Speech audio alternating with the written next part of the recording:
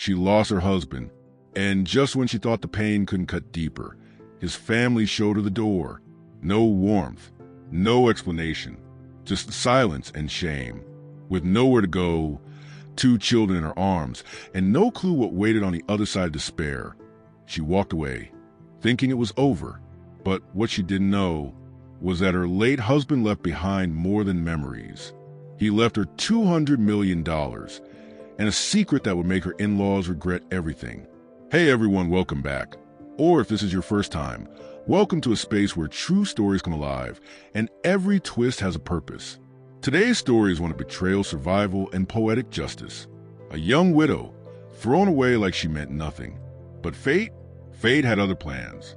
And by the end of this story, you'll see why the quietest revenge is success. Tap that like button if you believe every wrong finds its reckoning.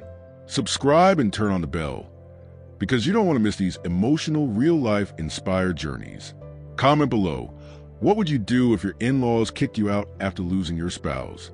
And of course, share this video with someone who needs hope, strength, or just a story with a powerful comeback. Stay until the very end, because when the truth comes out, her enemies won't just be shocked.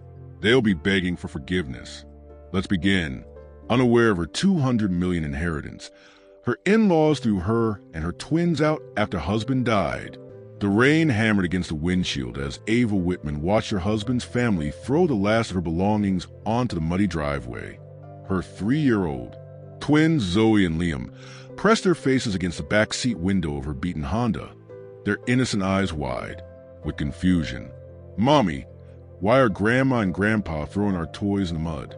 Zoe's voice cracked and Ava felt her heart shatter into 1,000 pieces. Hey, beautiful souls. Before we dive into Ava's incredible journey, a betrayal and ultimate triumph, I need to know, where are you watching from today? Drop your city in the comments below. And honestly, if this story hits you the way I think it will, you're going to want to subscribe, because what happens next will absolutely blow your mind. How are you doing today? I hope you're ready for a story that'll have you questioning everything you think you know about family, loyalty, and hidden fortunes. Victoria Whitman stood in the doorway of the sprawling colonial mansion, her perfectly manicured fingers gripping a steaming mug of coffee. The same hands that had once claimed to love Ava like a daughter now dismissed her with the casual cruelty of someone discarding trash. You have 1 hour to collect the rest and leave. Victoria's voice cut through the storm like ice. This house belongs to the Whitman family now. You were never really one of us anyway. Ava's breath caught in her throat. 3 days. It had been exactly 3 days since James's funeral, and already his family was erasing her existence like she'd never mattered at all. The woman who had held her hand during labor, who had claimed her grandchildren were the light of her life, now looked at her with the cold indifference of a stranger. "Victoria, please." Ava's voice barely rose above a whisper. "James would never want this. The children need stability. They need James is dead." The words hit like physical blows. Victoria's eldest son, Charles, stepped beside his mother, his designer suit immaculate, despite the chaos around them. "And frankly, Ava, we all know you married him for his money anyway." Well, surprise, there isn't any left. The medical bills, the treatments, the experimental procedures, it's all gone. Ava's knees nearly buckled. Gone? How could it all be gone? James had always told her not to worry about money, that their future was secure. He'd spoken of trust, funds, of generational wealth, of making sure Zoe and Liam would never want for anything. But the college funds, she stammered. James said he'd set up college funds for the twins. He promised me. Promises don't pay bills. Charles sneered. "Look around, Ava. This house is mortgaged to the hilt. Dad spent everything trying to buy more. Time, noble, maybe, but financially disastrous." The twins started crying in the car, their small voices calling to their daddy, and Ava felt something inside her chest crack open. This couldn't be happening. This couldn't be real. "At least let me take some of James's things," she pleaded. her dignity hanging by a thread. Something for the children to remember their father by. You've taken enough from this family. Victoria's voice was final. Absolute. You have your car, you have your clothes, and you have those children. That's more than you came with. As Ava stood there in the pouring rain, watching her life get systematically destroyed, she couldn't shake the feeling that something was terribly wrong. James had been secretive in those final months. Yes, but not about money troubles. He'd been protective, almost like he was hiding something precious, something he didn't trust anyone else to know. The way he'd whisper her name in those final moments, the strange urgency in his voice when he tried to tell her about the box in Logan's office. She thought he was delirious from the medication. But now, as she loaded her sobbing children into a car that might not make it to a month, Ava wondered if James Whitman had taken more than just her heart to the grave. She wondered if he'd taken the key to everything. 2 weeks later, Ava sat in the cramped studio apartment she'd managed to rent with her dwindling savings, watching Zoe and Liam sleep on the pull-out couch that served as their bed. The twins had finally stopped asking when they could go home. But Ava wasn't sure if that was progress or surrender. Her phone buzzed with another overdue notice, and she silently declined the call. The temp agency had promised her something soon, but soon didn't pay for groceries or keep the lights on. She'd sold her wedding ring 3 days ago. The beautiful solitaire James had proposed with was now $4 to $7 in her checking account. Ava had always been a fighter. Growing up in foster care had taught her that much. She'd worked 3 jobs to put herself through nursing school, had saved every penny to build a life she dreamed of. When she met James at the hospital where she worked, she hadn't been looking for a wealthy husband. She'd been looking for someone who saw her worth beyond her circumstances. James Whitman had been that man, the quiet, gentle accountant who brought her coffee during her double shifts, who listened to her dreams of traveling the world and having a family that actually stayed together. He'd seen past the rough edges, past the defensive walls she'd built around her heart. You're going to change the world, Ava Williams, he'd whispered on their second date, and I want to be there to watch you do it. But James had secrets, she realized now. In 5 years of marriage, she'd never once seen his bank statements. He'd handled all the finances, insisting she focus on her career and later on the babies. She trusted him completely, maybe too completely. The mysterious phone calls that started after his diagnosis, the way he'd suddenly become protective of his laptop, his files, even his mail, the strange men in expensive suits who'd visited the house when she was at work. James had explained them away as insurance adjusters, medical consultants, legal advisors for the mounting bills. But there was Logan. Logan Castellano had been James's college roommate, his best man at their wedding, the twins' godfather.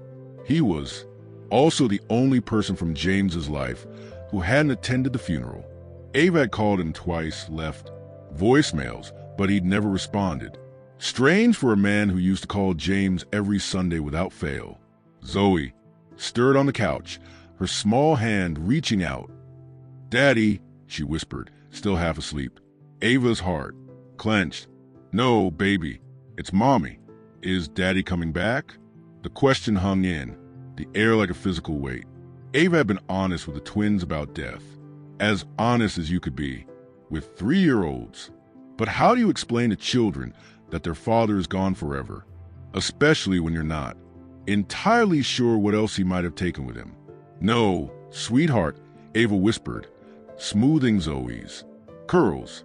"But Daddy loved you so much more than all the stars in the sky." "Grandma," Victoria said Daddy spent all the money. Liam mumbled from beside his sister. She said, "We're poor now." Ava's jaw clenched. She'd explicitly asked the Whitmans not to discuss finances with the children, but apparently even that boundary was too much to respect. "We have everything we need," she said firmly, though her empty refrigerator suggested otherwise. "We have each other, and that's what matters most." But as she watched her babies sleep, Ava couldn't shake the feeling that James wouldn't have left them with nothing. The man who used to read Forbes magazine religiously, who built a successful accounting practice from scratch, who'd always talked about planning for the future. That man wouldn't have gambled away his children's security on experimental treatments unless he'd been planning for a different kind of future entirely. Her phone buzzed again, but this time it wasn't a creditor. The number was unfamiliar, but something about it made her pulse quicken. Ava, this is Logan Castellano. The voice she remembered from Sunday dinners and birthday parties was strained, urgent. Logan, where have you been? I tried calling after the funeral. I know. I'm sorry, Ava. I need to see you tonight, if possible. There are things about James, things his family doesn't know, things you need to know. Ava's grip tightened on the phone. What kind of things? The kind that change everything. Can you meet me at my office? And Ava, don't tell anyone. You're coming. Not anyone. As she hung up the phone, Ava felt the first spark of something she hadn't experienced in weeks. Hope. Maybe James hadn't abandoned them after all. Maybe he'd just hidden the truth so well that even death couldn't reveal it. She looked at her sleeping children, then at the eviction notice taped to her door. Whatever Logan knew, it had better be worth the risk. Logan Castellanos. Law office occupied the top floor of a gleaming downtown high-rise. A stark contrast to the modest practice Ava had expected. As the elevator climbed 43 floors, she wondered how James's college friend had managed to afford such prime real estate. The receptionist had long since gone home, leaving the hallways dimly lit and eerily quiet. Ava's footsteps echoed against marble floors as she followed Logan's directions to the corner office. Through floor-to-ceiling windows, the city sparkled below like a constellation of possibilities. Ava Logan rose from behind a mahogany desk that probably cost more than her annual salary. He looked older than she remembered, grayer, more worn, but his eyes held the same kindness that had made him James's closest friend. Logan, what's going on? Your call sounded so urgent, so secretive, because it has to be. He moved to the windows, checking the street below with the paranoia of someone who'd been watching over his shoulder for months. James made me promise to wait 30 days after the funeral before contacting you, he said. He said if anything happened to him before he could tell you the truth, I was the only one he trusted to handle it properly. Ava's stomach dropped. Handle what properly? Logan walked to a wall safe hidden behind a painting of the New York skyline. His fingers moved quickly over the digital keypad, and Ava heard the heavy click of multiple locks disengaging. James Whitman was a very wealthy man. Ava, incredibly wealthy, but he was also a very careful man who understood that sometimes the people closest to us are the most dangerous.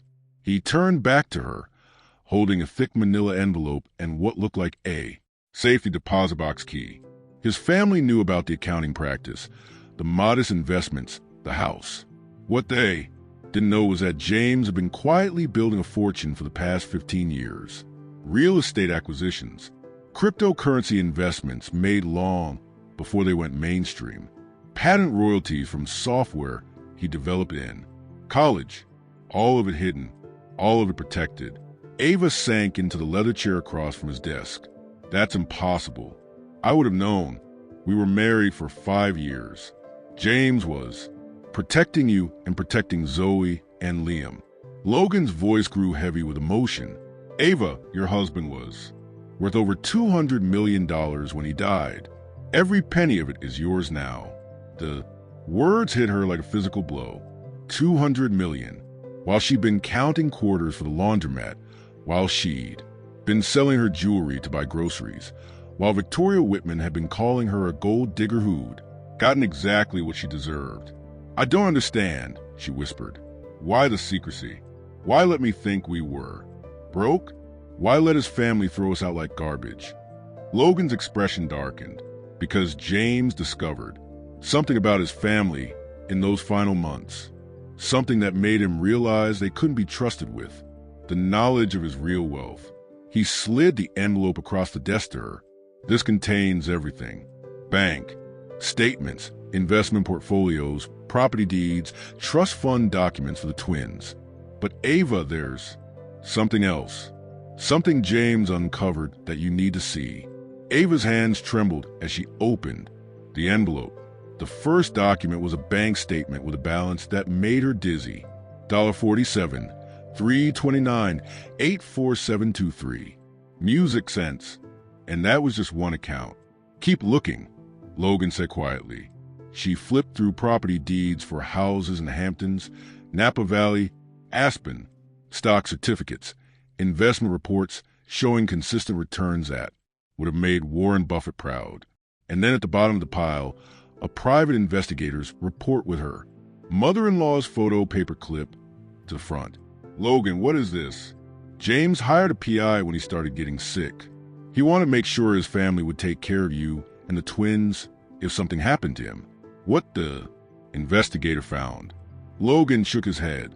Victoria and Charles had been planning to contest a will from the moment James was diagnosed. They'd already spoken to lawyers about having you declared an unfit mother, about getting custody of the twins, about claiming James had been mentally incompetent when he married you. Ava's vision blurred with rage. They were planning to steal my children. They were planning to steal everything. The investigator recorded conversations. Ava Victoria talking about how she'd always known that girl was after the family money and how she'd make sure those mixed race babies never got a penny of Whitman inheritance. The racial slur hit Ava like a slap. She'd always sensed Victoria's subtle disapproval, the way she'd make comments about Ava's hair, her family background, her different perspective on things. But she'd never imagined the depth of the hatred. James heard these recordings 2 weeks before he died. Logan continued. That's when he made the decision to hide everything. He figured if his family thought there was no money, they'd lose interest in fighting for custody. He planned to tell you everything once the will was settled, once you were legally protected. But he died before he could tell me. He died believing you'd figure it out. He kept saying you were the smartest person he'd ever met, that you'd eventually piece together the clues he'd left, the safety deposit box, key in his effects, the business card from my office in his wallet, the life insurance policy that should have been a red flag for someone as financially savvy as his family claimed to be. Ava stared at the key in her palm. Such a small thing to hold such enormous power. There's more, Logan said. James set up a trust that becomes active the moment you sign these papers, not just for you and the twins, but for a foundation he wanted you to run. He said, you talked about wanting to help other single mothers, other families in crisis. His giving you the resources to change lives, Ava, hundreds of lives. As the magnitude of James's gift washed over her, Ava felt something shift inside her chest. The grief was still there, the heartbreak of losing the man she'd loved more than life itself. But underneath it, growing stronger by the moment, was something else entirely. Fury, pure, cold, calculating fury at the people who'd thrown her children into the rain, who called her a gold digger while sitting on the knowledge that she was worth more than their entire bloodline combined, who'd planned to rip Zoe and Liam away from the only parent they had left. Logan, she said, her voice steady for the first time in weeks. I need you to do something for me. Anything. I need you to help me disappear legally, financially, completely. I want to relocate, establish new identities if necessary, make sure the Whitmans can never find us or threaten us again. Logan smiled, the first real smile she'd seen from him all evening. James said you want to run. He also said you'd eventually want to fight back. Oh, I'm going to fight back, Ava said, folding the documents carefully and sliding them into her purse. But first, I'm going to let them think they've won. Let them get comfortable with their cruelty. Let them believe they've successfully destroyed James's widow and stolen his children's inheritance. She stood, smoothing down her second hand, dressed with hands that no longer shook. And then Logan, I'm going to show them exactly what happens when you Underestimate a woman who has nothing left to lose and everything in the world to fight for. As she walked toward the elevator, Ava caught a reflection in the dark windows. The broken, desperate woman who'd entered this office an hour ago was gone. In her place stood someone new, someone dangerous, someone with 200 million reasons to make the Whitman family regret every single moment of the past 3 weeks. The elevator doors closed and Ava smiled for the first time since James's funeral. The game was about to begin. 6 months later, Ava Bennett, her carefully chosen new identity, stood in the marble foyer of her Charleston mansion, watching Zoe and Liam chase each other through rooms bigger than their old apartment. The children had adapted to their new life, with the resilience that only comes at 3 years old. Though they still asked about their grandparents sometimes, Ava never answered those questions directly. Mrs. Bennett, Grace, their living nanny, appeared in the doorway. The children's tutors will be here in an hour for their language lessons. Perfect. And Grace, when they are done, could you take them to the beach? I have some business calls to make.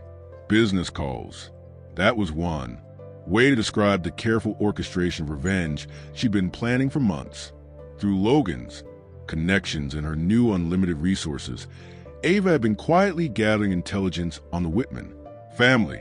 What she discovered made her original anger seem quaint by comparison. Victoria and Charles hadn't just planned to steal her children. They'd been systematically embezzling from James's accounting practice for years. Clients' money, trust funds, retirement accounts, all quietly siphoned into offshore accounts that James had never known existed. The medical bills they claimed consumed James's fortune, fabricated the experimental treatments that had supposedly bankrupted the family, paid for by insurance James had purchased years earlier. Every penny of financial hardship, they claimed, every sob story about medical debt, every justification for throwing a widow and her children into the street, all of it had been lies, designed to cover their own theft. But Ava's favorite discovery had come just last week. The Whitmans were drowning in debt, real debt this time. Charles's gambling addiction and Victoria's spending habits had finally caught up with them. The colonial mansion was 3 months behind on mortgage payments. The luxury cars were about to be repossessed. The family business was bleeding money faster than they could steal it. They were desperate, and desperate people made mistakes. Ava's phone buzzed with a text from Logan. They took the bait. Victoria called this morning asking about any remaining assets from James's estate. Mentioned they'd be willing to negotiate with you about visitation rights in exchange for financial assistance. Perfect. Ava had planted the story carefully through mutual acquaintances. Whispers that she'd received a small life insurance payout, that she was struggling but managing, that she might be open to reconciliation if it meant her children could know their paternal grandparents. The truth was she'd been watching them carefully, invisibly, but watching. She knew about Charles's weekly poker games where he lost thousands he didn't have. She knew about Victoria's shopping, addiction, her secret credit cards, her increasingly frantic attempts to maintain the facade of Whitman respectability. She also knew they'd been telling everyone who would listen that James's wife had disappeared with the life insurance money and abandoned her responsibilities. That Ava Williams was an unfit mother who'd probably spent the insurance settlement on drugs or gambling, leaving her children to fend for themselves. The character assassination was thorough and vicious, and was about to backfire spectacularly. Mommy, Zoe burst into the room, Sandy and sun-kissed from their morning walk on the private beach. Look what I found. She held up a perfect sand dollar, and Ava's heart squeezed. James would have loved this. His daughter discovering treasures, his son learning to swim in an infinity pool that overlooked the Pacific Ocean, an unfit mother about getting custody of the twins, about claiming James had been mentally incompetent when he married you. Ava's vision blurred with rage. They were planning to steal my children. They were planning to steal everything. The investigator recorded conversations. Ava Victoria talking about how she'd always known that girl was after the family money and how she'd make sure those mixed-race babies never got a penny of Whitman inheritance. The racial slur hit Ava like a slap. She'd always sensed Victoria's subtle disapproval, the way she'd make comments about Ava's hair, her family background, her different perspective on things. But she'd never imagined the depth of the hatred. James heard these recordings 2 weeks before he died. Logan continued. That's when he made the decision to hide everything. He figured if his family thought there was no money, they'd lose interest in fighting for custody. He planned to tell you everything once the will was settled, once you were legally protected. But he died before he could tell me. He died believing you'd figure it out. He kept saying you were the smartest person he'd ever met, that you'd eventually piece together the clues he'd left, the safety deposit box, key in his effects, the business card from my office in his wallet, the life insurance policy that should have been a red flag for someone as financially savvy as his family claimed to be. Ava stared at the key in her palm. Such a small thing to hold such enormous power. There's more, Logan said. James set up a trust that becomes active the moment you sign these papers, not just for you and the twins, but for a foundation he wanted you to run. He said, you talked about wanting to help other single mothers, other families in crisis. Is giving you the resources to change lives, Ava, hundreds of lives. As the magnitude of James's gift washed over her, Ava felt something shift inside her chest. The grief was still there, the heartbreak of losing the man she'd loved more than life itself. But underneath it, growing stronger by the moment, was something else entirely. Fury, pure cold, calculating fury at the people who'd thrown her children into the rain, who called her a gold digger while sitting on the knowledge that she was worth more than their entire bloodline combined, who'd planned to rip Zoe and Liam away from the only parent they had left. Logan, she said, her voice steady for the first time in weeks. I need you to do something for me. Anything. I need you to help me disappear legally, financially, completely. I want to relocate, establish new identities if necessary, make sure the Whitmans can never find us or threaten us again. Logan smiled, the first real smile she'd seen from him all evening. James said you want to run. He also said you'd eventually want to fight back. Oh, I'm going to fight back, Ava said, folding the documents carefully and sliding them into her purse. But first, I'm going to let them think they've won. Let them get comfortable with their cruelty. Let them believe they've successfully destroyed James's widow and stolen his children's inheritance. She stood, smoothing down her second hand, dressed with hands that no longer shook. And then Logan, I'm going to show them exactly what happens when you underestimate a woman who has nothing left to lose and everything in the world to fight for. As she walked toward the elevator, Ava caught a reflection in the dark windows. The broken, desperate woman who'd entered this office an hour ago was gone. In her place stood someone new, someone dangerous, someone with 200 million reasons to make the Whitman family regret every single moment of the past 3 weeks. The elevator doors closed and Ava smiled for the first time since James's funeral. The game was about to begin. 6 months later, Ava Bennett, her carefully chosen new identity, stood in the marble foyer of her Charleston mansion, watching Zoe and Liam chase each other through rooms bigger than their old apartment. The children had adapted to their new life, with the resilience that only comes at 3 years old. Though they still asked about their grandparents, sometimes, Ava never answered those questions directly. Mrs. Bennett, Grace, their living nanny, appeared in the doorway. The children's tutors will be here in an hour for their language lessons. Perfect. And Grace, when they are done, could you take them to the beach? I have some business calls to make. Business calls. That was one way to describe the careful orchestration of revenge she'd been planning for months. Through Logan's connections and her new unlimited resources, Ava had been quietly gathering intelligence on the Whitman family What she discovered made her original anger seem quaint by comparison. Victoria and Charles hadn't just planned to steal her children. They'd been systematically embezzling from James's accounting practice for years. Clients' money, trust funds, retirement accounts, all quietly siphoned into offshore accounts that James had never known existed. The medical bills they claimed consumed James's fortune, fabricated the experimental treatments that had supposedly bankrupted the family, paid for by insurance James had purchased years earlier.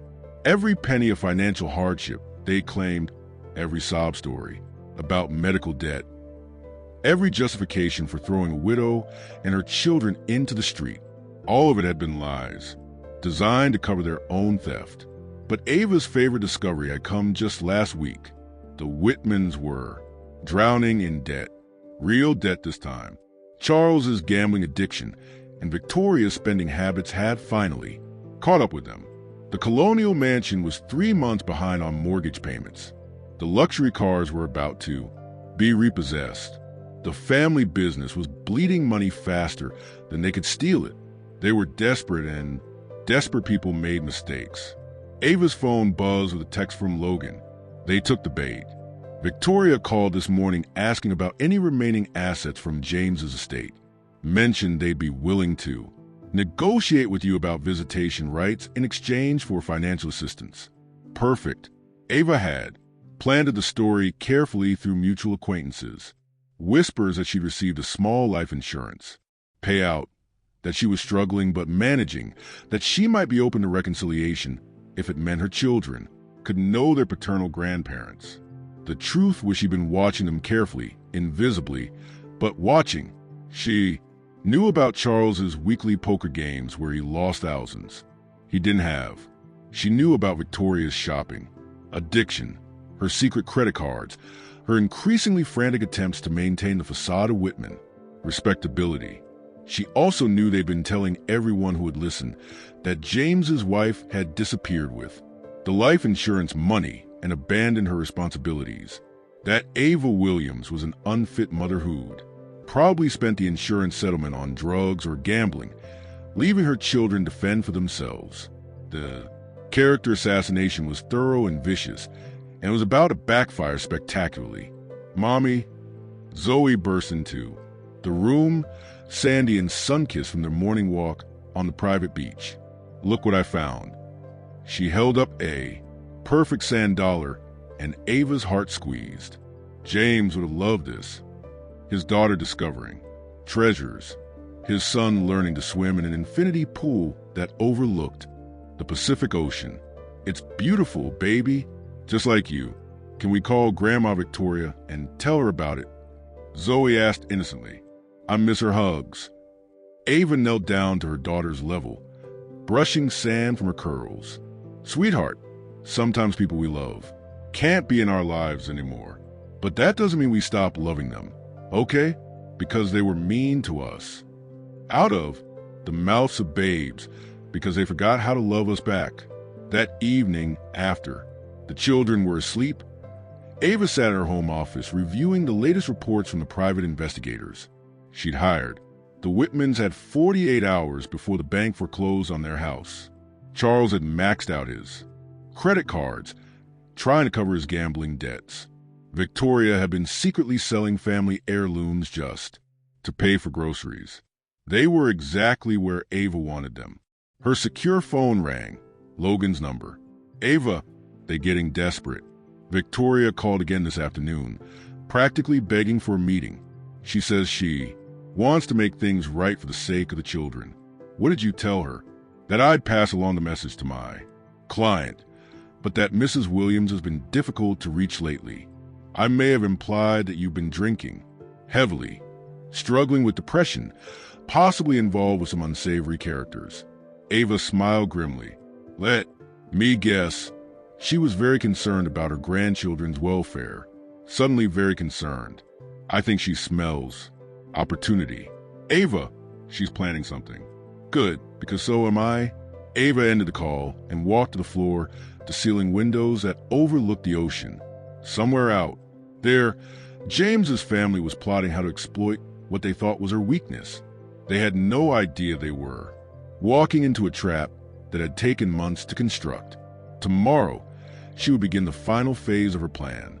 Tomorrow, she would give the Whitmans exactly what they thought they wanted, and then she would destroy them with the very greed and cruelty they'd use to justify destroying her. Ava raised her wine glass to the stars, to James's memory, to the future she was building for their children. For you, my love, she whispered, and for everyone who ever underestimated the woman you chose to marry. The ocean waves crashed against the shore below, and Ava. Bennett began planning how to make the Whitman family pay for every tear her children had shed, every night they'd gone to bed hungry, every moment they believed their father's family had loved them. The reckoning was coming, and it would be beautiful. Victoria Whitman clutched her pearls, the only jewelry she hadn't pawned yet, as she stood outside the modest apartment complex in downtown Atlanta. Logan had finally arranged a meeting with Ava, but the address he provided was disappointing. This can't be right, she muttered to Charles, who was sweating. Despite the cool October morning, his gambling debts had reached crisis levels, and the men he owed weren't known for their patience. It has to be, Charles snapped. Logan said, apartment 4B. Maybe she's finally learned her place. What they didn't know was that Ava had purchased the entire complex 6 months ago through a shell corporation specifically for this meeting. The modest apartment they were about to enter had been designed to look exactly like the kind of place a struggling widow might afford. Second-hand furniture, outdated appliances, children's toys that look well-worn rather than expensive. Ava, dressed in a cheap dress she bought specifically for the occasion, opened the door with Zoe on her hip and flour in her hair from the cookies she'd been pretending to bake. Victoria, Charles. Her voice was carefully neutral, tinged with just enough desperation to make them feel powerful. Thank you for coming. Victoria's eyes swept the apartment with barely concealed satisfaction. Ava, dear, you look tired. It's been a difficult year, Ava admitted, bouncing Zoe gently. Please come in. The twins have been asking about you. As if on cue, Liam ran into the room, his face lighting up when he saw his grandparents. Grandma Victoria, Grandpa Charles, did you come to take us home? Ava's carefully crafted mask of composure cracked genuinely this time. The pain in her son's voice, the hope in his eyes, the way he ran straight into Victoria's arms despite everything that had happened. Oh, sweetheart, Victoria cooed, her voice dripping with false warmth. We've missed you so much, haven't we? Charles. Charles nodded absently, his attention focused on cataloging the apartment's contents, clearly calculating their worth. Ava noticed him looking at the television, an older model she'd specifically chosen, and saw the dismissive curl of his lip. Can we talk privately? Victoria asked, still holding Liam. Adult conversation. Ava nodded and called for Grace, who was playing the role of a babysitter today rather than a professional nanny. Could you take the children to the park? Once they were alone, the Thornfields' mask slipped instantly. Jesus, Ava, Charles said, settling into the worn couch with obvious disdain. This place is depressing. How can you raise James's children in these conditions? I'm doing the best I can, Ava replied, wrapping her arms around herself in a gesture of vulnerability she'd practiced in the mirror. The life insurance helped for a while, but with child care costs, medical bills for the twins, she let her voice trail off, knowing they would fill in the blanks with their own assumptions. Victoria leaned forward, her predatory instincts sharpening. Sweetheart, we've been thinking. Charles and I know we made some mistakes after James's funeral. We were grieving. We weren't thinking clearly. You threw us out in the rain, Ava said quietly. Zoe cried for weeks, asking when we could go home. We know, Victoria said, though her tone suggested this was an inconvenience rather than a source of guilt. But we want to make it right. The children deserve better than this. She gestured around the apartment with barely disguised contempt. Charles cleared his throat. Here's what we're thinking. Ava, the kids need stability. Good schools, opportunities. We could take them for a while, just temporarily. Of course, give you time to get back on your feet. Ava's blood turned to ice, but she kept her expression carefully neutral. Take them just until you're in a better position, Victoria added quickly. We'd cover all their expenses, private school, college funds, everything James would want it for them. And what about me? Ava asked, her voice small and broken, exactly the way they wanted her to sound. Victoria and Charles exchanged a look that made Ava's stomach churn. They had clearly discussed the scenario extensively. Well, Victoria said delicately, perhaps it would be best if you started fresh somewhere. New city, new opportunities. We could help with relocation expenses, maybe a small monthly allowance while you get established. They wanted to buy her children. They were literally trying to purchase Zoe and Liam with false promises, and Victoria's condescending charity. Ava let silence stretch between them, watching their confidence grow with each passing second. They thought they were winning. I don't know, she finally whispered. They're all I have left of James. But think about what's best for them, Charles pressed. Do you really want them to remember growing up in places like this? Or do you want them to have the advantages James always planned for them? Ava stood up abruptly, walking to the window that overlooked the parking lot. In the distance, she could see Zoe and Liam playing on the swings, their laughter carrying on the afternoon breeze. There's something I need to tell you, she said, still facing the window. Something about James. Victoria and Charles tensed, sensing a shift in the conversation. He came to see me the night before he died. Ava's voice was barely audible. He was so weak, but he insisted on talking privately.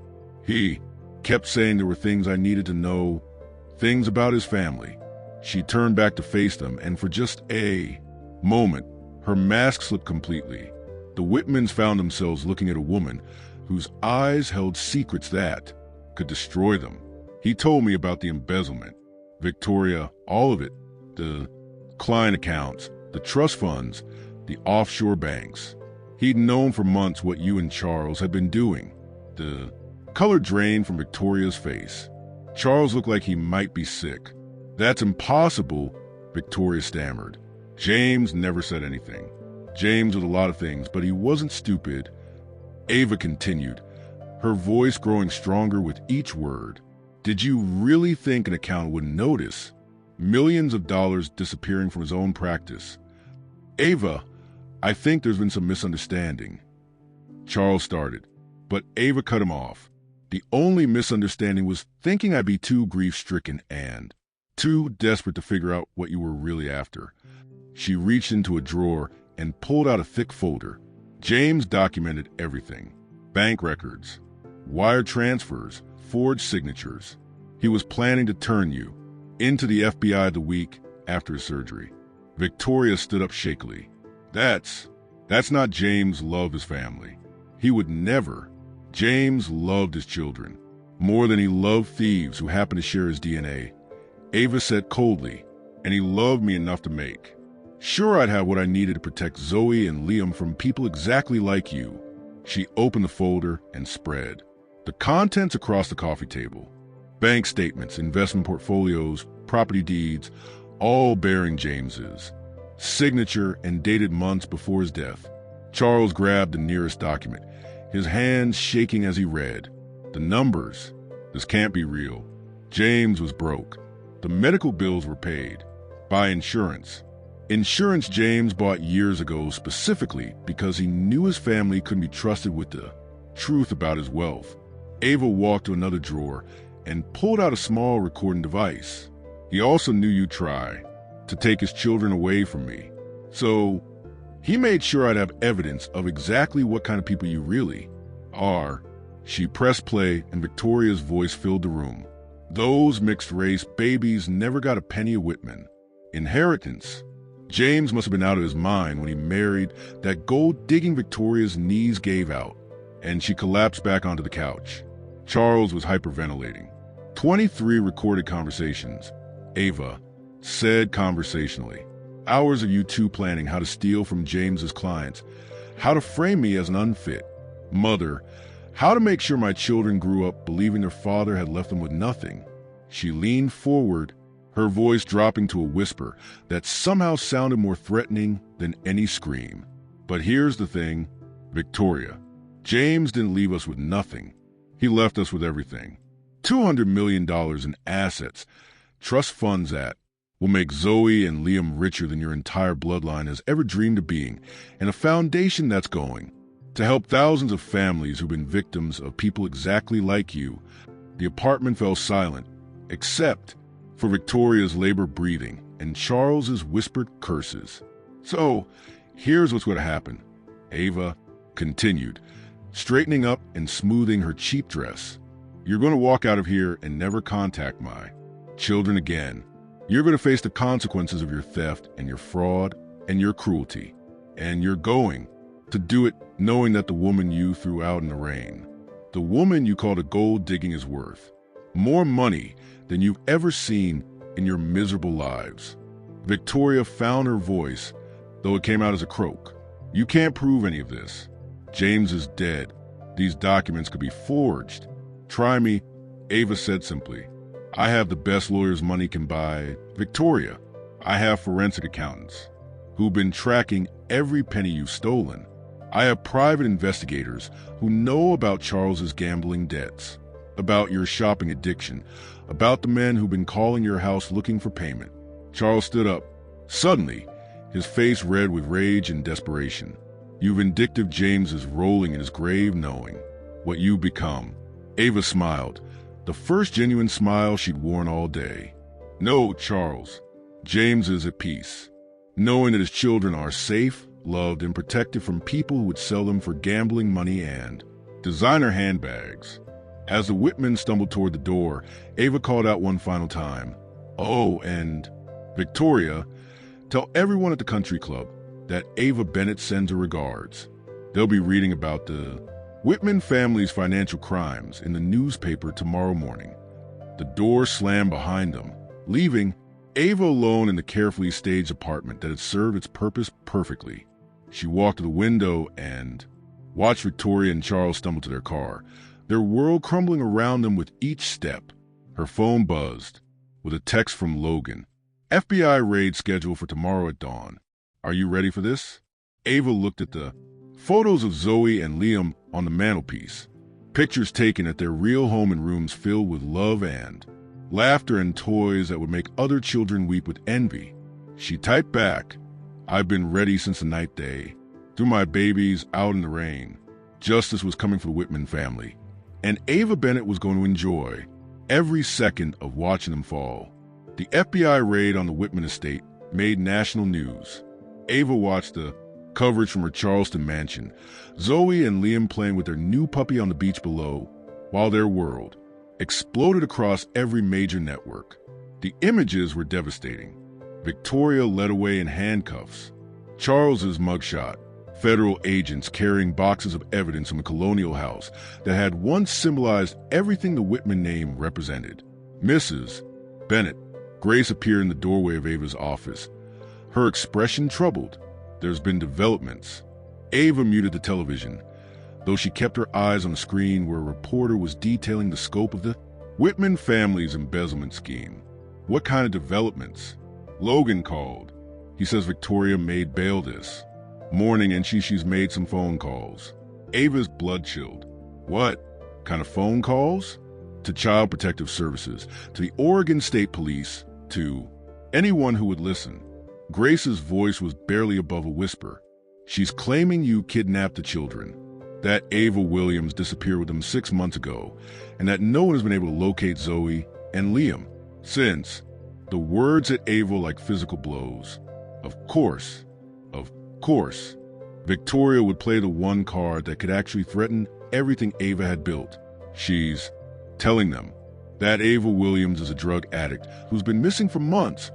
Grace continued, that she has evidence you've been using the children to run some kind of con game, that the bank accounts and properties are all built on fraud and theft. Ava stood up so quickly that her chair toppled backward. That's insane. We have documentation for everything.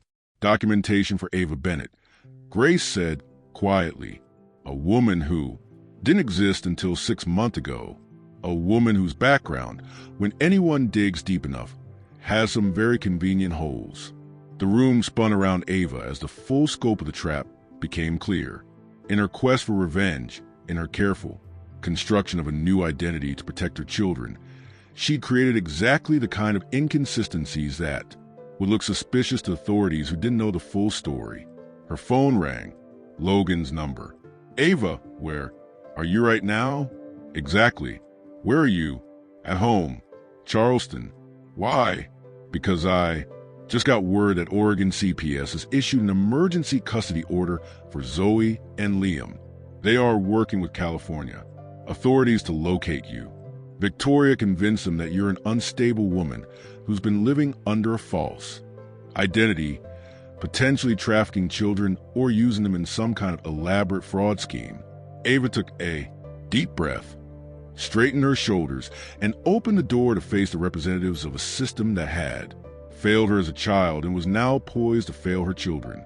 Mrs. Bennett, I'm Agent Sarah Rodriguez with Child Protective Services. We have some questions about Zoe and Liam Whitman. Behind Agent Rodriguez stood local police officers, FBI agents, and what looked like a child psychologist. They'd come prepared for resistance, prepared for a woman who might be dangerous, unstable, desperate. They had no idea they were looking at a mother who'd already lost everything once and would do anything, absolutely anything, to keep from losing it again. I assume you have a warrant, Ava said calmly. We have an emergency custody order, Agent Rodriguez replied, producing official documents. I'm going to need you to gather the children. Immediately, Ava's vision blurred the edges, but her voice remained steady.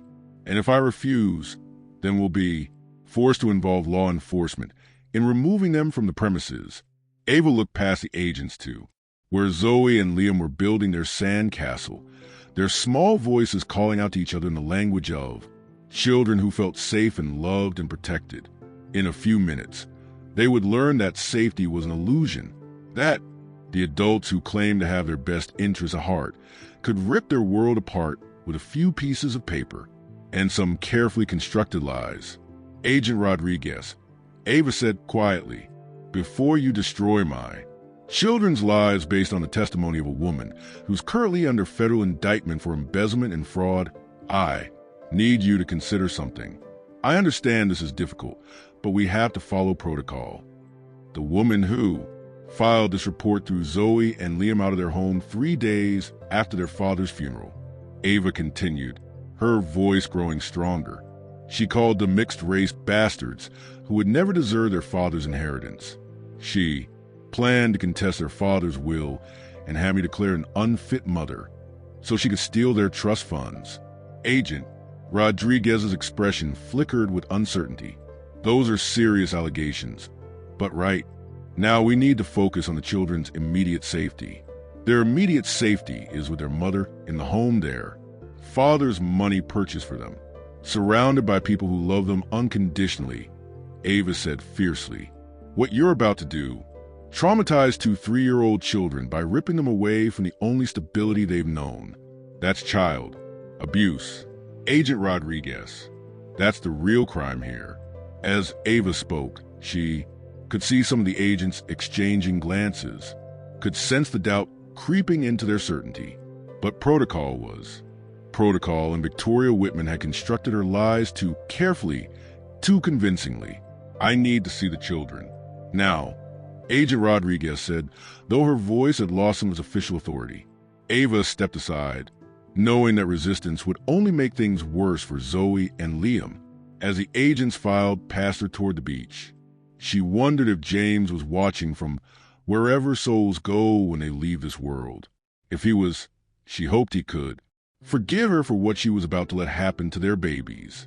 And she hoped he would understand that sometimes love means knowing when to surrender the battle so you can still win the war. The emergency custody hearing was scheduled for 9 a.m. on a gray Thursday morning that felt like the end of the world. Ava sat in the defendant's chair, because that's what she was now, a defendant in a case where loving her children too much had somehow become evidence of criminal behavior. Watching Victoria Whitman play the role of concerned grandmother with Oscar-worthy performance. Your Honor, Victoria dabbed at her eyes with designer handkerchief. My grandchildren have been missing for 6 months. 6 months of not knowing if they were safe, if they were being fed properly, if they were receiving medical care. When we finally located them, we discovered they'd been living under false identities with a woman who claims to be their mother, but has no legal documentation to prove it. Judge Patricia Henley, a stern woman in her 50s with kind eyes that had undoubtedly seen every variation of family tragedy, listened impassively as Victoria painted her picture of devoted grandparents victimized by a mentally unstable daughter-in-law. Mrs. Whitman, Judge Henley interrupted. You stated in your initial complaint that you believe the defendant was deceased. Can you explain that discrepancy? Victoria didn't miss a beat. We believed Ava Williams. Head had taken her own life, Your Honor. She'd been struggling with depression after my son's death. And when she disappeared with the children immediately after the funeral, we feared the worst. We've been searching for them ever since. Ava felt Logan tense beside her. They both knew what was coming next. It wasn't until we saw the news coverage of this Ava Bennett woman living in luxury, flaunting wealth that couldn't possibly belong to a hospital nurse, that we realized someone had taken advantage of our family's tragedy. Judge Henley turned to Ava's side of the courtroom. Mr. Castellano, how does your client respond to these allegations? Logan stood, his usually confident demeanor strained by the impossible position they found themselves in. Your Honor, my client is Ava Williams Whitman, widow of James Whitman and biological mother of Zoe and Liam Whitman. The identity discrepancies Mrs. Whitman is referring to are the result of my client's legitimate efforts to protect her children from a family that had already demonstrated hostility toward them. Demonstrated hostility? How? Judge Henley asked. By throwing a widow and her 3-year-old twins out of their home during a rainstorm 3 days after the funeral, Your Honor, by calling the children racial slurs and threatening to contest their father's will on the grounds that their mother was an unfit parent. Victoria's lawyer, a sharp-faced man named Patterson, stood immediately. Objection, Your Honor. Mr. Castellano is presenting hearsay and unsubstantiated allegations. Your Honor, Logan continued, we have recorded evidence of Mrs. Whitman making these statements. We also have evidence that Mrs. Whitman and her son Charles have been systematically embezzling from James Whitman's accounting practice for years, which is exactly the kind of wild accusation we'd expect from someone trying to distract from their own criminal behavior. Peterson interjected. Your Honor, the federal investigation Mrs. Whitman is currently involved in stems from irregularities discovered after my client reported suspicious financial activity she observed while trying to settle her late son's estate. Ava's blood turned to ice. Victoria had somehow managed to spin even the FBI investigation to support her narrative, casting herself as the whistleblower who'd uncovered Ava's alleged fraud rather than the criminal who'd been caught embezzling. Furthermore, Peterson continued, we have testimony from multiple sources confirming that Ava Williams struggled with substance abuse issues and erratic behavior in the months following her husband's death. Her former colleagues at Atlanta General Hospital have expressed concern about her mental state and her fitness as a parent. Judge Henley looked directly at Ava for the first time. Mrs. Bennett Williams, what do you say to these allegations? Ava stood on shaking legs. Everything she'd planned, everything she'd fought for, everything she'd built to protect her children, it was all crumbling because she'd underestimated Victoria's willingness to destroy innocent lives to save her own skin. Your Honor, I am Ava Williams Whitman. Zoe and Liam are my children, born of my body, raised with my love, protected with every resource I possess. Her voice grew stronger with each word. 6 months ago, I discovered that my late husband had left us a substantial inheritance, an inheritance his family was unaware of. I also discovered that his family had planned to contest his will to take my children from me and to claim that I was an unfit mother based on nothing more than their unprejudice and greed. So you decided to assume a false identity and disappear the children? Judge Henley asked. I decided to protect my children from people who had already proven they saw them as obstacles to be removed rather than grandchildren to be loved, Ava replied. Every decision I made was made with Zoe and Liam's best interests at heart. Victoria's sob echoed through the courtroom. Your Honor, this woman has kept my grandchildren from me for 6 months. She's poisoned them against their own family. Convinced them that we don't love them. Because you don't love them. Ava exploded, her carefully maintained composure finally cracking. You threw them out in the rain. You called them bastards.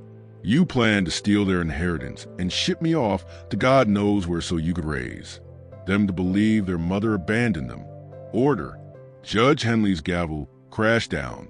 Mrs. Williams, please, control yourself. Ava sank back into her chair, knowing her outburst had probably just confirmed everything Victoria's side had said about her instability.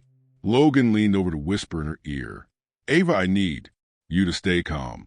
We still have cards to play. But as Ava looked across the courtroom at Victoria's triumphant expression at the child psychologist who was already planning her interviews with Zoe and Liam at the CPS workers, who would decide where her babies would sleep tonight, she wondered what cards could possibly be strong enough to overcome the masterpiece of manipulation Victoria had constructed. Her phone buzzed with a text message. Unknown number. Check your email now. A friend. Ava glanced at Logan, who was reviewing his notes for his next argument. Discreetly, she pulled up her email on her phone. One new message. Subject line, the truth about Victoria Whitman. Ava opened it and her heart stopped. It was a video file, timestamped from this morning, showing Victoria in what appeared to be a parking garage talking on her phone. The audio was crystal clear. Doesn't matter what really happened, Peterson. The story is that she's an unstable woman who stole my grandchildren and my son's money. Yes, I know she's actually Ava. Obviously, she's Ava, but the authorities don't know that. And by the time they figure it out, I'll have custody and she'll be in prison. What do you mean? What about the embezzlement charges? That's what her stolen money is for, to pay the lawyers and make this all go away. Ava's hand shook as she forwarded the video to Logan, who opened it immediately. His eyes widened as he watched Victoria casually discuss fabricating evidence and manipulating the legal system. Your Honor. Logan stood suddenly, interrupting Peterson's closing argument. I have new evidence that directly contradicts the allegations against my client. Judge Henley looked annoyed. Mr. Castellano, this is highly irregular. Your Honor, this evidence proves that Mrs. Whitman has committed perjury in this courtroom and is actively conspiring to manipulate these proceedings. Logan connected his phone to the courtroom's AV system, and Victoria's voice filled the room. Obviously, she's Ava, but the authorities don't know that, and by the time they figure out, I'll have custody and she'll be in prison. The silence that followed was deafening. Victoria's face had gone white. Peterson was frantically whispering to his client, and Judge Henley's expression had transformed from professional neutrality to barely controlled fury. Mrs. Whitman. Judge Henley's voice was ice cold. Would you care to explain this recording? Victoria opened and closed her mouth like a fish gasping for air. That's not someone edited that. Your Honor, deep fake technology. Anyone can. Mrs. Whitman. Judge Henley interrupted. You are under oath in my courtroom. I'm giving you one opportunity to tell the truth about these proceedings and your knowledge of the defendant's identity. Ava watched Victoria's face cycle through panic, calculation, and finally, desperate defiance. I maintain my previous testimony, Your Honor. I don't know what tricks this woman has used to fabricate evidence against me, but Judge Henley's gavel came down like thunder. Bailiff, please escort Mrs. Whitman from my courtroom. Mr. Peterson, I'm recommending perjury charges against your client and an immediate investigation into these proceedings. As Victoria was led away, still protesting her innocence, Judge Henley turned back to Ava, Mrs. Williams, and I assume that is your legal name. While I don't condone your methods of protecting your children, it's clear that this case has been built on fraudulent allegations and purged testimony. Ava stood again, tears streaming down her face. Your Honor, I just want to take my children home. The emergency custody order is hereby vacated. Judge Henley announced Zoe and Liam Whitman are to be returned to their mother immediately. As Ava walked out of the courtroom, Logan beside her and her children waiting in the hallway with their social worker, she looked at the unknown number that had sent her salvation. A new text appeared. James will be proud. Give the kids our love. Your friends at Atlanta General. Ava smiled through her tears, understanding finally dawning. Her former colleagues hadn't been turned against her by Victoria's lies. They'd been gathering evidence to expose them. Sometimes the people who love you fight for you in ways you never see, never expect, never even know about until the moment their love saves everything. Ava knelt down as Zoe and Liam ran into her arms, and for the first time in months, she felt like they were finally truly safe. 3 weeks later, Ava stood in the marble foyer of the Whitman family estate, watching federal agents carry out the last boxes of evidence from what had once been Victoria's kingdom of lies and stolen wealth. The house would be auctioned next month to help repay James's clients, whose money had been embezzled over the years. Victoria and Charles faced federal charges that would likely put them in prison for the next decade. The accounting practice had been dissolved, its assets frozen, its reputation destroyed. But Ava wasn't here for revenge anymore. She was here for closure. Mrs. Williams, Agent Sarah Rodriguez, the same CPS worker who tried to take her children weeks earlier, approached with a manila folder. I wanted to personally apologize for what your family went through. The investigation has revealed the extent of Mrs. Whitman's manipulation, and I want you to know that changes are being made to prevent this kind of fraud from succeeding in the future. Ava accepted the folder, which contained the official documentation restoring her legal identity and parental rights. Agent Rodriguez, you were doing your job based on the information you had. I don't blame you for protecting children, even when it turned out you were protecting them from the wrong person. Still, Rodriguez said, we should have dug deeper before traumatizing Zoe and Liam. How are they adjusting? They are resilient. Ava smiled, thinking of her twins splashing in their pool that morning, already bouncing back from their brief stint in emergency care with the adaptability that only children possess. They understand that sometimes grown-ups make mistakes, and they are happy to be home. Logan appeared in the doorway, carrying his own box of legal documents. Ava, we're done. Here, the last of James's hidden assets have been transferred to your accounts. The foundation paperwork is complete, and the trust funds for Zoe and Liam are officially established. As they walked toward the front door, Ava paused.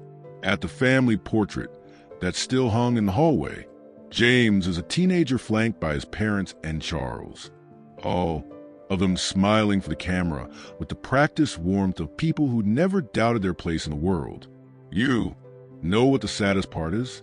She said to Logan. James really did love his family.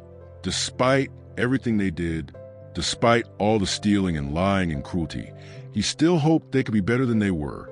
That's what made him a good man, Logan replied. And it's what made him choose you as his wife and the mother of his children. Ava touched the glass over James's young face. I spent so much time planning revenge, Logan. So much energy focused on making them pay for what they'd done to us. But in the end, they destroyed themselves. Victoria's greed and Charles's desperation and their complete inability to see Zoe and Liam as anything more than obstacles to their inheritance. That's what brought them down. Justice as a way of finding people like that. Logan agreed. Your job was never to destroy them. Ava, your job was to protect your children and honor James's memory. Everything else was just consequences. They walked out into the afternoon sunshine where Zoe and Liam were, playing in the back seat of Ava's Range Rover. The same children who'd pressed their faces against the window of a beaten Honda 6 months earlier, watching their belongings get thrown into the mud. "Mommy," Zoe called out as Ava approached the car. "Are we going home now?" "Yes, baby," Ava said, buckling her seatbelt and looking at her children in the rearview mirror. "We're going home." As they drove away from the Whitman estate for the last time, Ava's phone rang. The caller ID showed a number from Atlanta General Hospital. "Ava, this is Dr. Emily Grant. I know it's been a crazy few months for you, but I want to call personally to offer you something. Dr. Martinez. It's good to hear from you." "What kind of something?" "Chief of nursing position just opened up. Full benefits, 6-figure salary, your own department. I know you've got other things going on now, but if you ever want to come back to healthcare," Ava smiled, thinking about the foundation she was building to help single mothers, the scholarship fund she was establishing for nursing students, the children's hospital wing that would bear James's name. "Sarah, I'm honored that you'd think of me, but I think I found my calling in a different kind of healing." "I figured as much," Dr. Martinez laughed. "But Ava, the door is always open if you change your mind. What you went through, what you survived, what you built for your family. That takes the kind of strength we need more of in this world." After ending the call, Ava caught Logan's eye in the passenger seat. "No regrets?" he asked. Ava looked in the rearview mirror again, where Zoe was showing Liam how to make shadow puppets on the car window, their laughter filling the space with pure joy. "Only one," she said quietly. "What's that?" "That James isn't here to see what his love made possible. The foundation, the trust funds, the life we're building for Zoe and Liam. None of it would exist without his faith in me, his careful planning, his absolute certainty that I would fight for our children no matter what." Ava pulled into the driveway of their Charleston home, where Grace was waiting on the front steps with their golden retriever puppy and a plate of freshly baked cookies. "But you know what?" Ava continued, watching her children burst in the car and run toward their nanny with the uninhibited enthusiasm of kids who knew they were loved and safe and home. "I think James knew exactly what would happen. I think he trusted me to be strong enough to protect our family, smart enough to outweed his family's schemes, and loving enough to choose forgiveness over vengeance when the time came." Logan nodded, gathering his briefcase as they prepared to go inside. James Whitman was a very lucky man. "No," Ava said, taking one last look at the house that James's love had bought, the children that James's planning had protected, the future that James's faith had made possible. "I was the lucky one. I got to be loved by a man who saw exactly who I could become and then gave me everything I needed to get there." As the sun set over the Pacific Ocean, painting the sky in shades of golden rose, Ava Williams Whitman walked into her home with her children, ready to build the life James had dreamed of for them. A life built on love, protected by wisdom, and sustained by the unshakable knowledge that some bonds are stronger than death itself. The Whitman family legacy would live on, but would be defined by Zoe and Liam's laughter, not Victoria and Charles's lies. By Ava's foundation helping families in crisis, not by stolen money hidden in offshore accounts, by the love that had survived betrayal, overcome injustice, and ultimately triumphed over every force that had tried to destroy it. And somewhere in whatever dimension souls inhabit when they leave this world, James Whitman was finally at peace, knowing that his greatest investment, his faith in the woman he'd married, had paid dividends beyond anything he could have imagined. 1 year later, Ava stood at the podium of the Grand Ballroom in the Ritz-Carlton looking out at an audience of 500 people who had gathered for the inaugural gala of the James Whitman Foundation for Single Parents. Zoe and Liam, now 4 years old and radiating confidence in their matching formal wear, sat in the front row beside Logan and Grace, their faces glowing with pride as they watched their mother address the crowd. "When my husband James died, Ava began, her voice clear and strong. I thought my story was ending.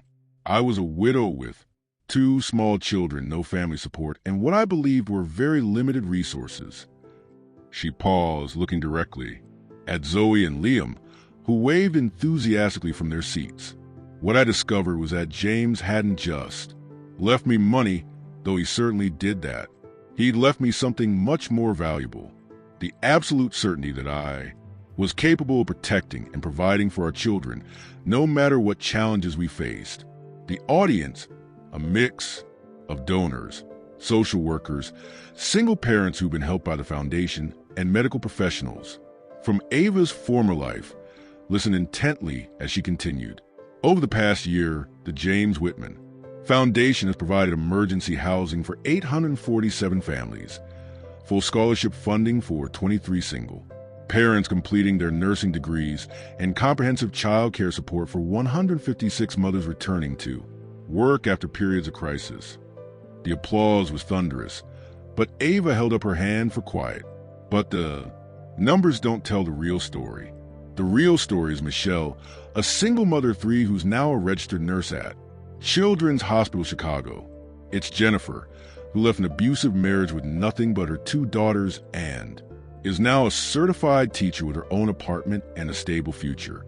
It's Carlos, a widowed father who thought he'd never be able to afford college for his son, who's now watching that same son thrive at Stanford University on a full foundation scholarship. Ava's voice grew emotional as she spoke, remembering her own dark nights of despair, her own moments of wondering if she was strong enough to build a life for her children.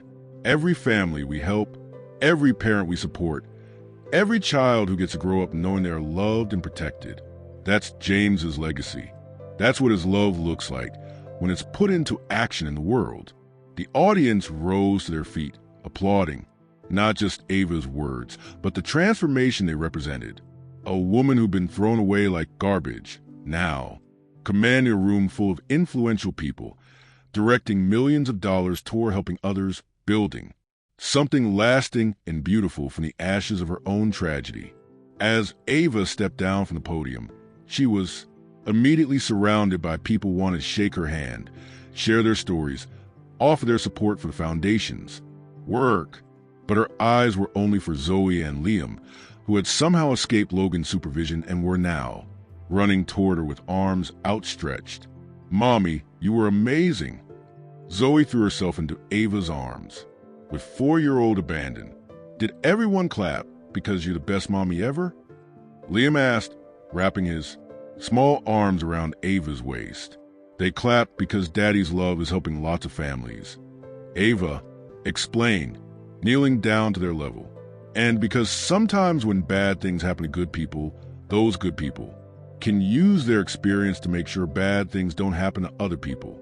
Like how Grandma Victoria was mean to us, but now we help other kids whose grandmas are mean." Zoe asked, her 4-year-old logic cutting straight to the heart of the matter. "Exactly like that, sweetheart." Logan appeared beside them, grinning broadly. "Ava, I just got off the phone with the mayor's office. They want to name the new Family Services Center after the foundation and Stanford called. They are so impressed with the scholarship program that they want to partner with us on a new initiative for first-generation college students." Ava stood up, one child in her arms and the other holding her hand, surrounded by the evidence of what love could accomplish when it was given the resources to grow. "Logan, do you remember that night in your office when you first told me about James's inheritance? When I said I wanted to disappear, to run away and hide from the Thornfields forever? I remember you changing your mind pretty quickly." Logan smiled. "I remember you deciding to fight instead. I was so angry then," Ava said, looking around the ballroom at all the people whose lives had been changed by James's generosity and her determination to honor it properly. "So focus on revenge, on making Victoria and Charles pay for what they'd done to us." And now Ava thought about Victoria, currently serving a 7-year sentence in federal prison for embezzlement and fraud. About Charles, who'd lost everything to his gambling debts and was working as a bookkeeper for a small firm in Atlanta, his accounting license permanently revoked, about the colonial house that had been sold to pay restitution to James's clients, its new owners completely unaware of the family drama that had once played out within its walls. Now I realized that the best revenge was never revenge at all. She said quietly, it was this. It was building something beautiful from the pain they caused. It was proving that love really is stronger than hate, that generosity trumps greed, that families are built by choice and commitment, not just by blood.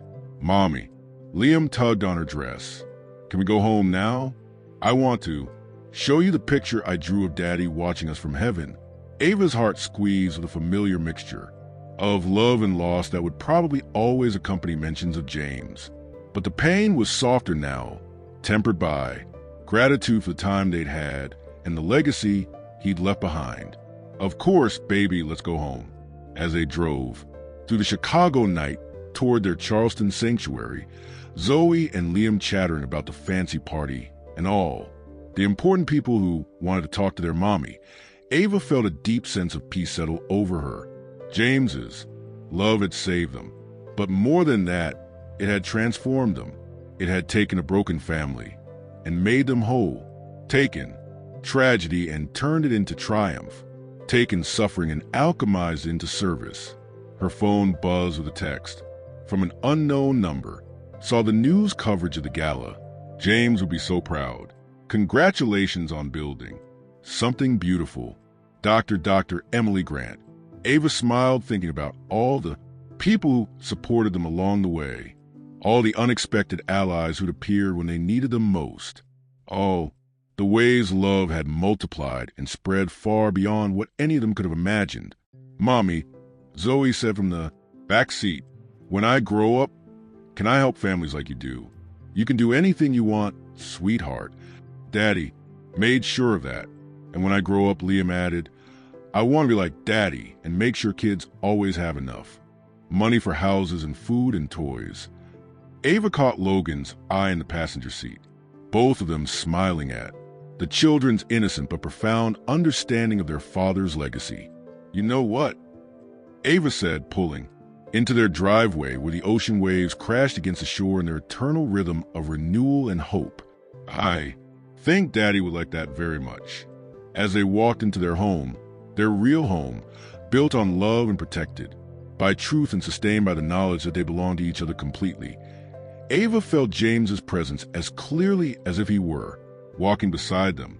Some love stories end with death, but the best ones, the truest ones, the ones that really matter, those love stories transform death into a beginning, loss into legacy, and broken hearts into instruments of healing for a broken world. Ava Williams Whitman had learned that lesson the hard way, but as she tucked Zoe and Liam into their beds, read them stories about princes and princesses who lived happily ever after and kissed their foreheads in tradition of mothers throughout time, she knew with absolute certainty that every moment of pain had been worth it for this. A family restored, a future secured, and a love that would echo through generations.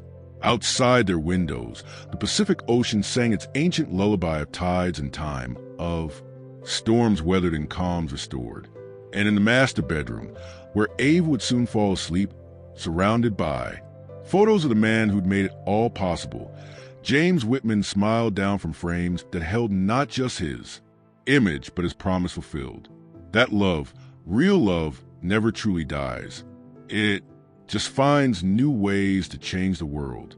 Thank you for taking this incredible journey with Ava, Zoe, and Liam. If this story touched your heart, please hit that subscribe button and let me know in the comments what part moved you most. Stories like this remind us that sometimes our greatest challenges become our greatest strengths, and that love really can conquer all. Where are you watching from today? Drop your location in the comments. I love hearing from our amazing community around the